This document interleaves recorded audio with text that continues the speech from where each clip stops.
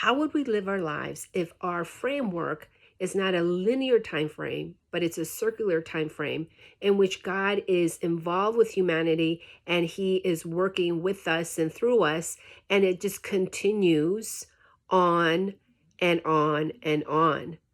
And it's not just this linear point of view where you begin and then there has to be an end. I think this is a real big difference between an Eastern worldview mindset and a Western worldview mindset, where there has to be a beginning and an end for the Western cosmology and how we approach life in this progressive model. But what if time was actually circular and it's just evolving? We're here in this level, and then it goes up a notch and it evolves up here, and it goes up a notch after 500 years, after 1,000 years. And it's just constantly doing that as God is involved with humanity, with people, individuals, with nations, city states. Here you have this understanding that it's not from the beginning to the end, but that it's always moving and evolving and not coming to an end. So we're going to have this concept of what is it that people are wanting in life? Are we all waiting for that one moment where everything's just going to go poof and end? And now, we want the whole new world order or a new age that is like black and white. And from 1 second to the next, it's just going to have this flip. Or is it a very gradual thing? And that through time, through different cultures, you have this development of human consciousness, of human intellect, of human emotion. And I want to say that it's more of the latter. That once we understand that the world is functioning through this circular time frame, and that it's always constantly evolving, and that we're not the center of the world, but humanity is, and that God is doing something with us in a collective fashion, then we can stop and relax and begin to take hold of those permanent things, those concrete things that we want to establish and build and incorporate into our lives as spiritual people, as people that have been touched by God and that know God and want to do life on this earth with God for the specific small short time frame that we have, right? And so it's not this push towards, wow, Christianity promises us utopia where there's going to be no more tears, no more death. Death has been defeated, and that there's going to be a physical manifestation of that.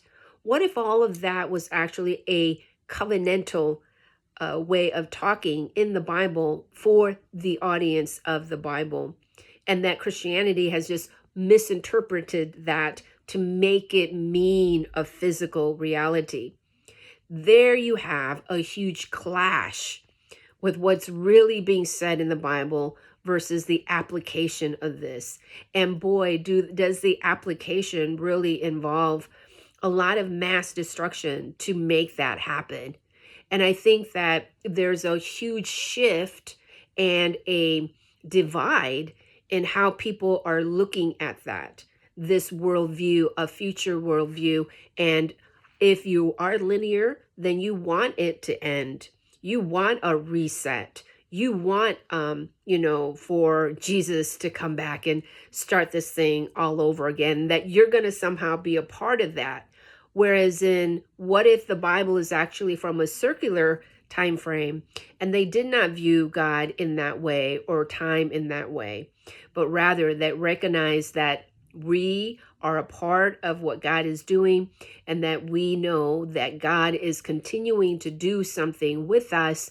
But for them in that covenantal system, it had finally come to fruition. It had, totally gone through all the stages that it needed to. And now God was ready to release that covenantal system so that these people now can come into the realm of God through their spiritual understanding, through their mindset and in their heart. And doesn't it say that in the Bible? We have Ezekiel and Jeremiah where they're prophesying that one day you're not going to have stone and the laws of God written on stone, but that it's going to be the human heart, and that stone heart is going to come of a fleshly heart, meaning that we don't need that. And that was fulfilled in that first century. That was fulfilled in 70 AD when everything physical had literally been destroyed so that the consciousness of mankind can rise higher to begin to understand that God was not in the Ark of the Covenant, a box, that God cannot be boxed in, that God is a God of the whole world, not just a certain area of the world, and that God was trying to bring all of humanity to a place of accepting him and seeing him as living, as viable, as accessible in everyone's culture, in everyone's language, in every tribe.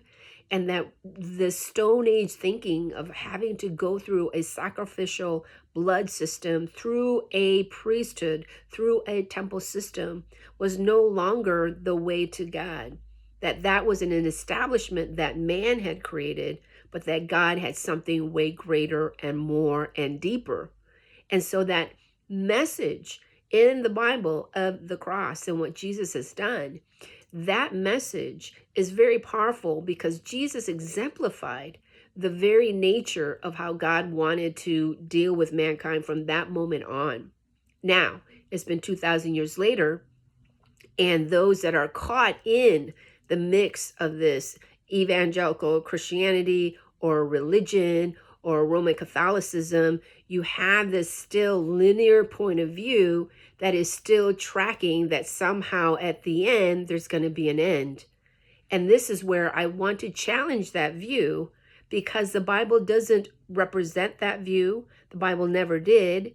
And that the reality of what we're experiencing today is that we have come full circle in our understanding that this now is the realm of God, that when we carry God in our hearts, in our spirit, in our mindset, that is heaven on earth, that this is the new age to come.